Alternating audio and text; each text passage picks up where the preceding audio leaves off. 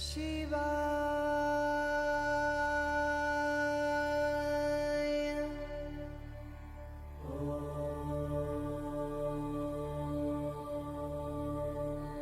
Om Shri Gurubhyo Namaha.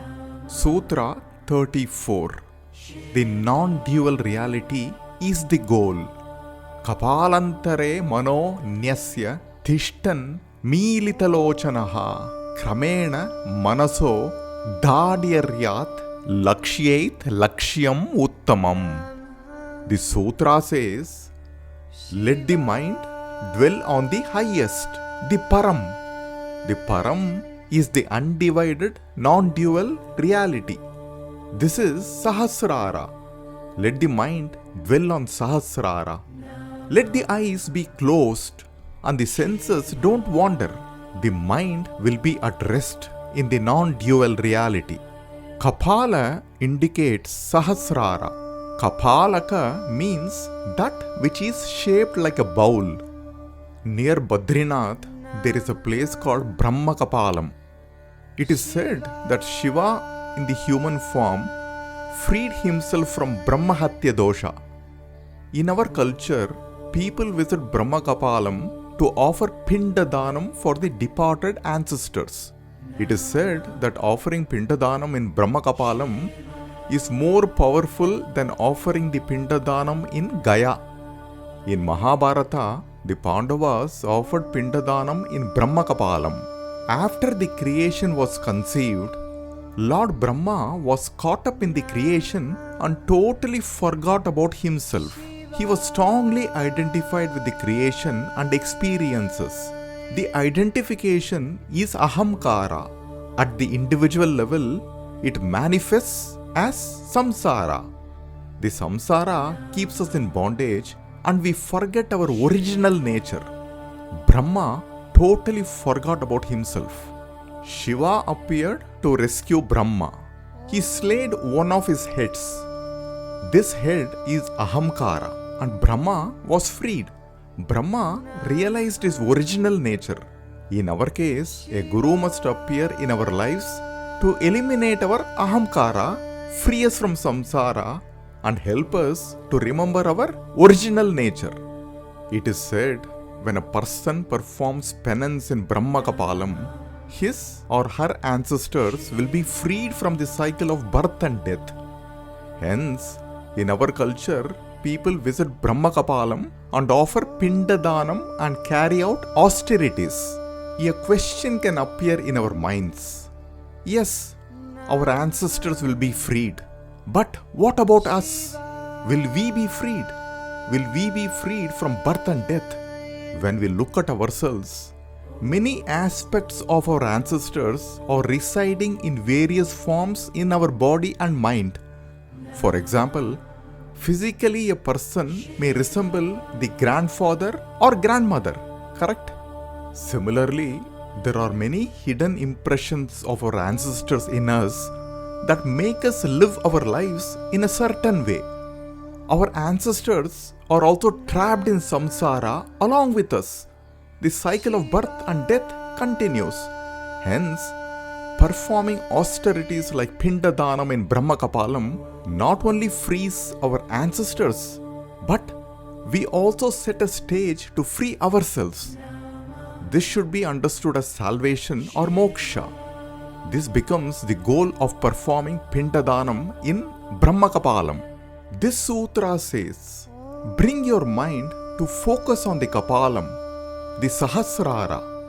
Let your mind aspire for the final goal, the Moksha Purushartha. Let your senses not wander everywhere, like what happened to Brahma. Brahma wandered everywhere to experience the creation, and in the process he forgot himself. Let your senses not wander everywhere. Close your eyes. The eyes include all the 5 indriyams: eyes, ears, touch, smell and taste, shabda, sparsha, rupa, rasa, gandha, through which we experience the creation. This is pratyahara. Eyes have been mentioned because the eyes are an important indriyam. Having brought the mind to the attention of the Kapalam, you will realize the Param. The Ahamkara will be dissolved. You will be established in the oneness. Kapalantare mano nyasya tishtan meelitalochanaha kramena manaso dadyaryat lakshyait lakshyam uttamam. Tishtan meelitalochanaha, with your eyes closed, nyasya manaha, by bringing the mind to dwell on kapalantaha, which is sahasrara.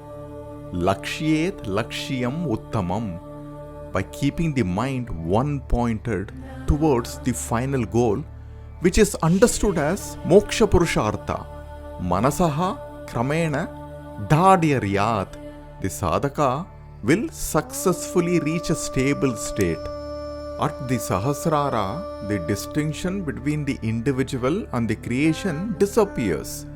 The individual jiva is Atma or the consciousness or the Purusha, and the creation is Shakti or Prakriti. Purusha and Prakriti become one here. Kapala is Ka and Pala. Pala is Bhairava, the pure consciousness. Bhairava as Īśvara protects us from samsara. Ka is Bhairavi, the Shakti of Bhairava. When we practice this dharana, we will loosen the grip of Maya in which we are caught. This practice can be done regularly. It is a simple practice. Firstly, focus on Sahasrara. Remember how blessed we are and bring the attention to Sahasrara. Sahasrara is the gateway to the universe. The duality will diminish from our lives. We will know that the creation is an expression of the pure consciousness, the Bhairava consciousness. This dharana can be practiced for about 20 minutes. This practice will also open the Agnya Chakra. Opening of Agnya Chakra means the manifestation of Jnana. Sahasrara is associated with 1000 petals. 1000 is the expression of infinity. Bhairavi is known as Sahasrarambuja Ruda. She is the Kundalini Shakti. She has ascended to join Shiva, which means the disappearance of duality. At this stage, the Sankalpa of the cosmic mind takes over. Until then, it is of the individual mind. The individual mind is freed from the grip of Maya. There is total acceptance of life. All that happens in life come and go. All experiences come and go. Birth and death come and go. But I remain. One will live life with total awareness. Sahasradala Padmasta. In the Sahasrara is the Bindu, which is Shunya, the emptiness. Shiva and Shakti are one here. There is the realization of Tattvamasi. This is the truth one will realize in the Sahasrara Chakra.